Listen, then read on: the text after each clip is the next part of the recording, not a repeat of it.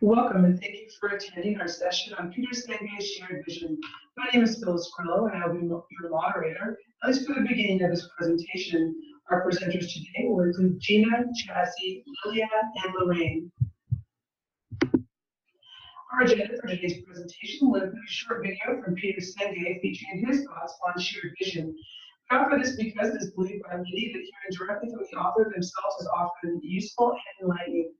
Next, each of us will independently cover a segment of Senge's shared vision. Lorraine will close up the presentation today with a summary of the conclusions reached. We have also prepared a concludes test for your enjoyment. Thank you for your time and attention. Sit back, relax, and enjoy. One thing, I did not ask you to come up with some aspect of your vision that your partner would be inspired by. I did not ask you to come up with some aspect of your vision that they would connect to. I didn't ask you to do anything vis-a-vis your partner. I just said, talk about your vision. This is not a trivial point. In fact, I would say this is one of the most important points to appreciate. When we are really ourselves, when we really connect with who we are and what we care about, and we have the confidence and the support to be forthright and honest, we find each other. We discover the innate, deep commonality in our aspirations. Carl Rogers once said this very beautifully, the American psychologist, he said, that which is most personal, that which is most personal is most universal. That which is most personal is most universal. If that were not the case, there would be no shared visions. When you really understand that, you get the foundation, the deep underpinning of shared visions. Now, building shared visions involves more than just this, but it always comes back to this. I can't tell you how many times I've seen so much money, time, energy, aspiration wasted when people try to create a shared vision. And I just say, let the people talk to each other. Let them reflect on what matters to them. You know, you're kind of over here busy trying to build a shared vision and turning your back on the very thing that will lead to shared visions, which is create an environment where people can be continually reflecting on what matters to them and be in conversations where they can connect with each other. And you will start to discover elements of the shared vision. Again, there's more to do, but it's sort of like we try to build a house, but we build no foundation. This is the foundation. If you understand that, you'll get good at building houses.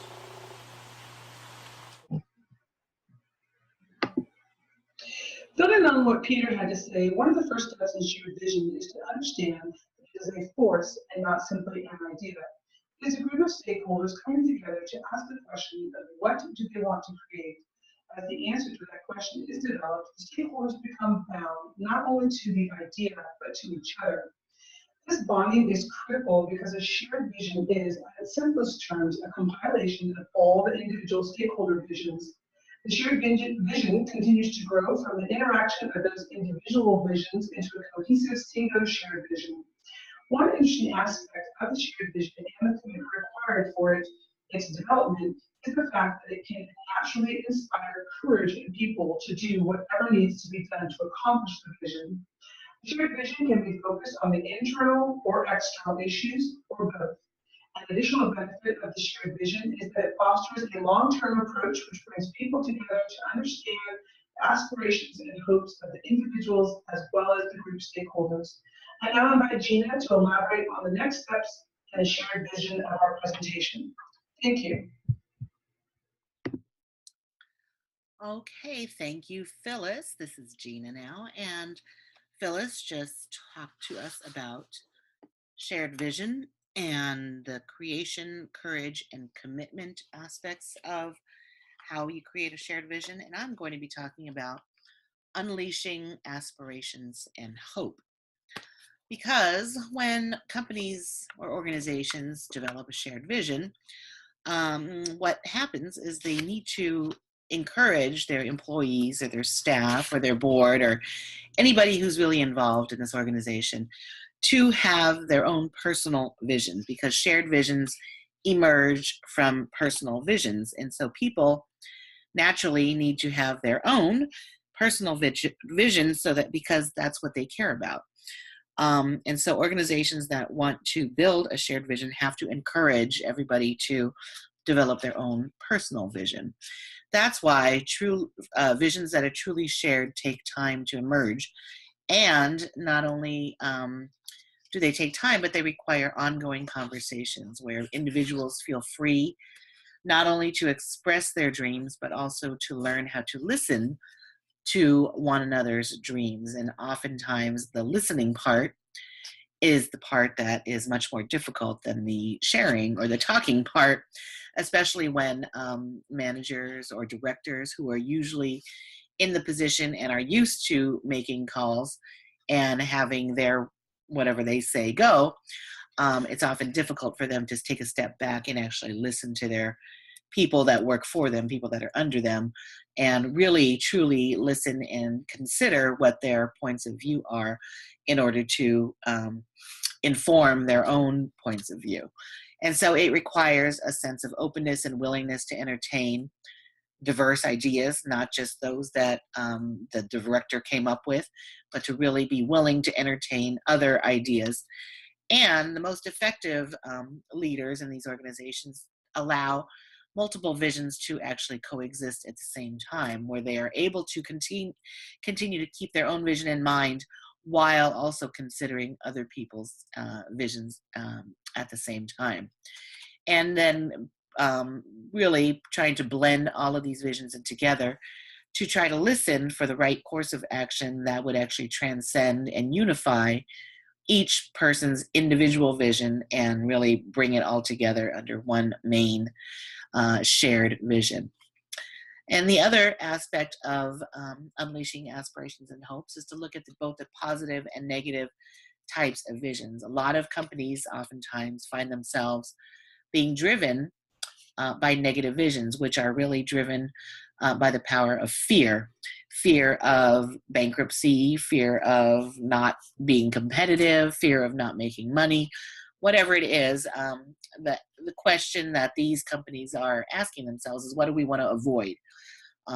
Rather than what do we want to create? So this negative vision of what do we want to avoid is dangerous, and one that many organizations fall into because they only really pull together when their fear, when their survival is at stake, when something is threatened, when staff and board and everybody else are motivated by fear of losing their jobs, of losing their market share, whatever it is, losing their competitive advantage.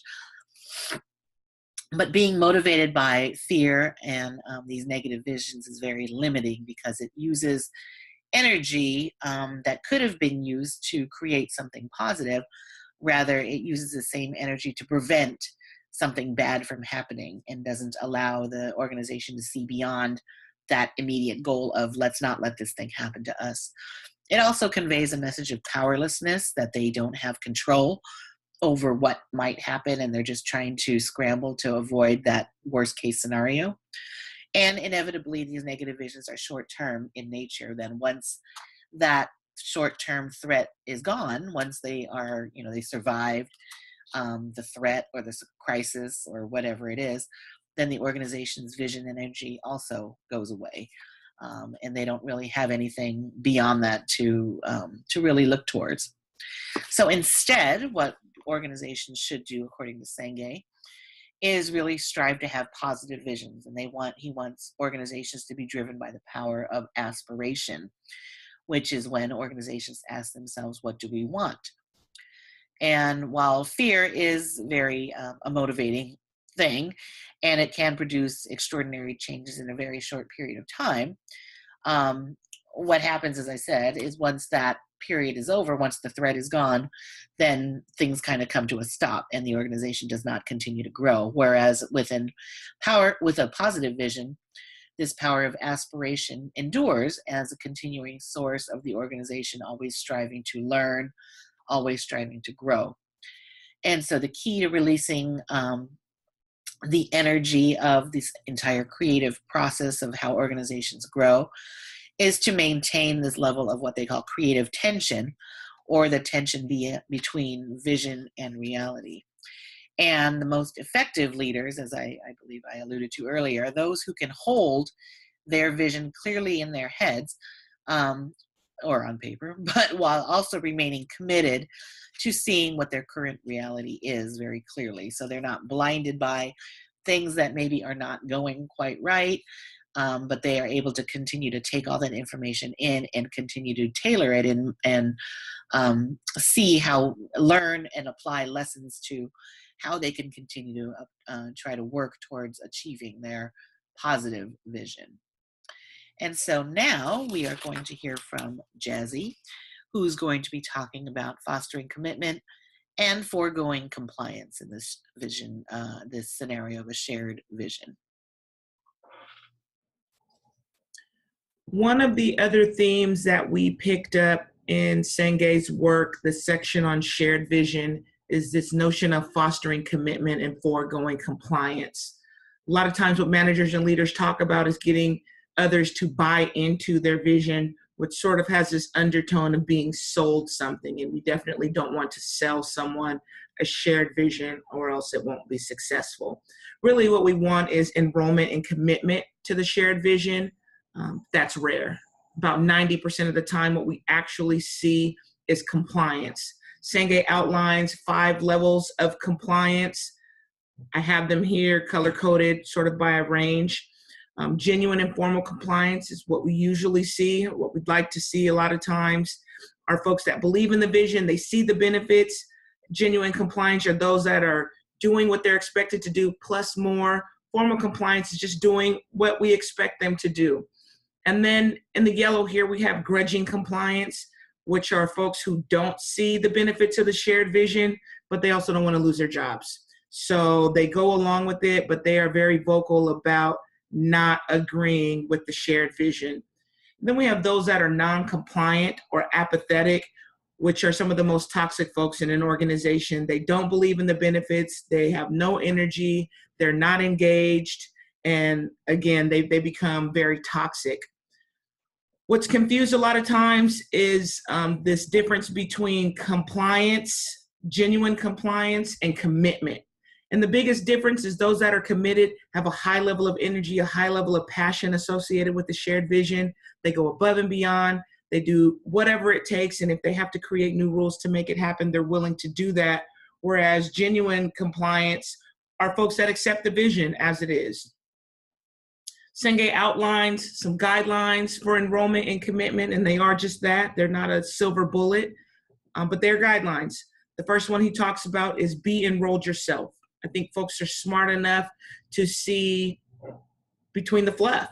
They can just tell if you're being honest or if you're being genuine. So you have to start by you yourself believing in the vision.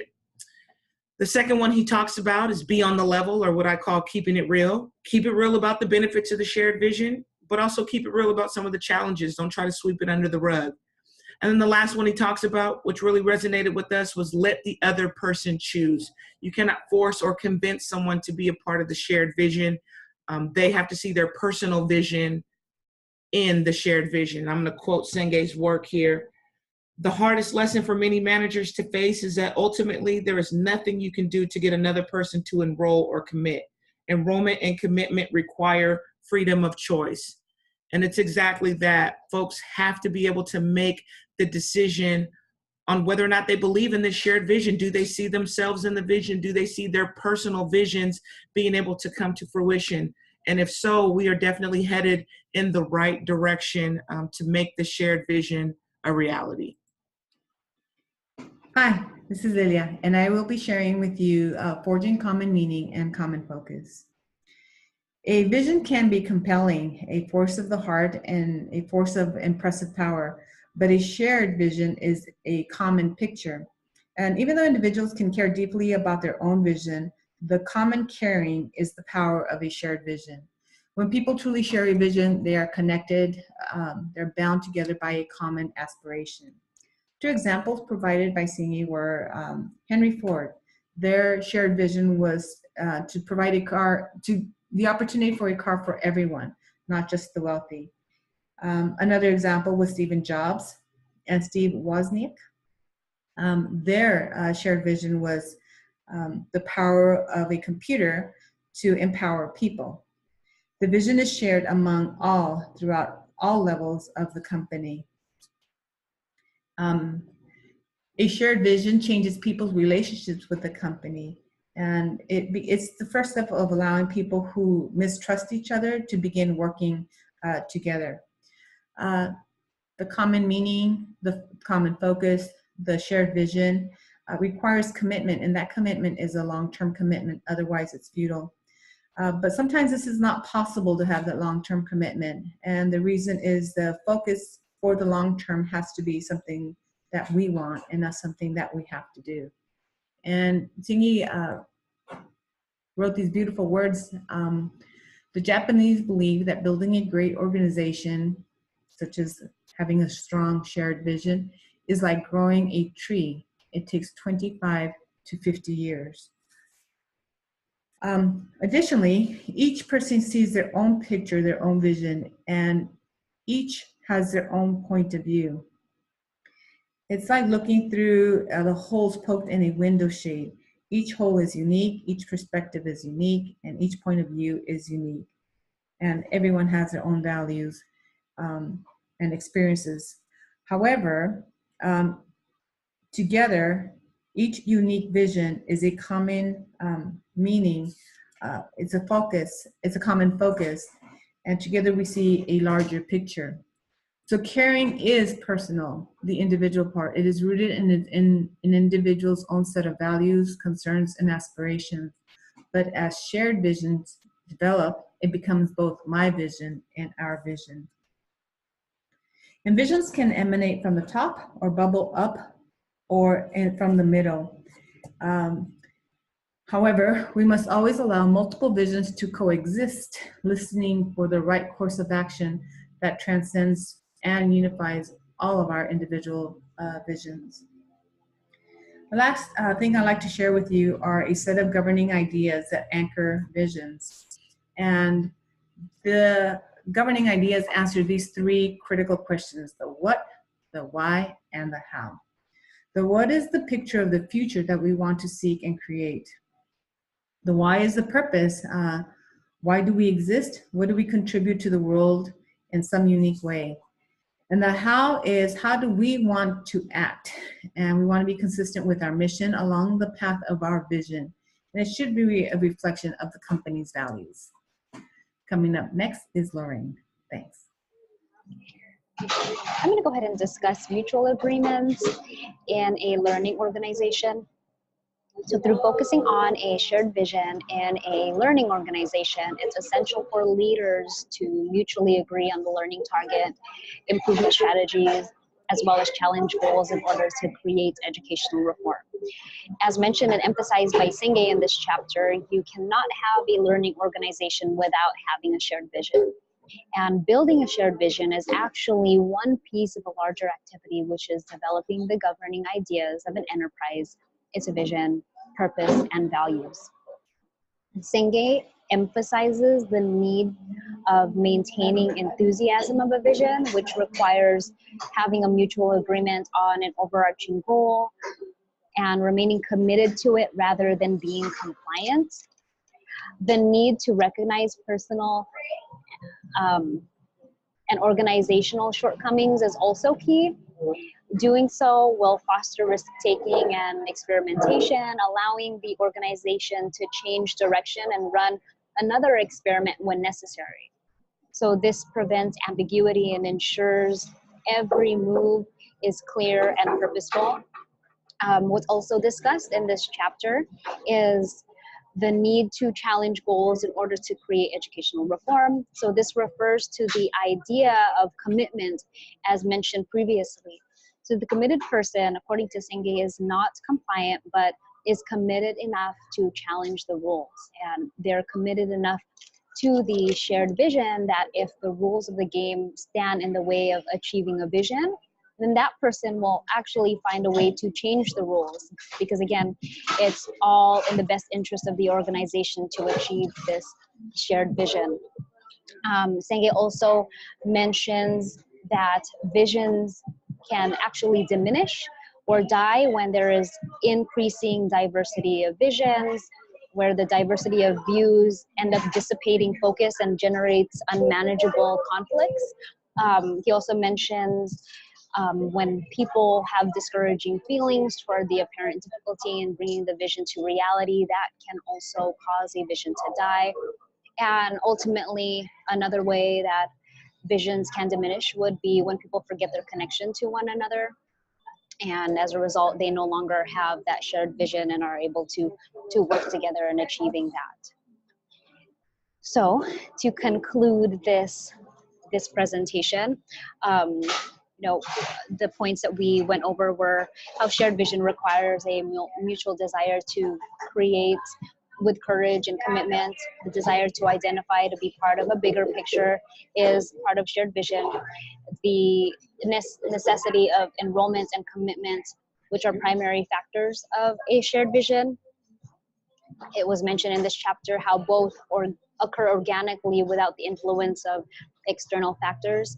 And again, it's imperative for individuals to approach a vision as a joint inquiry by agreeing on an overarching goal, recognizing shortcomings, and agreeing on improvement strategies while challenging goals when necessary in order to maintain the shared vision. So to test your knowledge, our group has a really fun activity for you. We are going to have you participate in Kahoot and answer questions to test your knowledge on this chapter. So have fun.